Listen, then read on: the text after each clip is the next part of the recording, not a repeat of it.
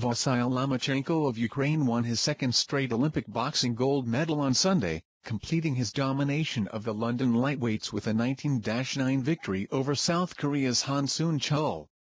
Lomachenko is the unofficial pound-for-pound king of amateur boxing after following up his featherweight gold in Beijing with 2 world championships. He is now the first 2-time gold medal boxer in Ukraine's Olympic history. Lomachenko was tested much more in his previous 2 fights in London than in the gold medal bout. Han is a veteran amateur who had never done this well in an international tournament. Lomachenko joined gold medal winning teammate Oleksandr Usyk, who won the heavyweight division Saturday.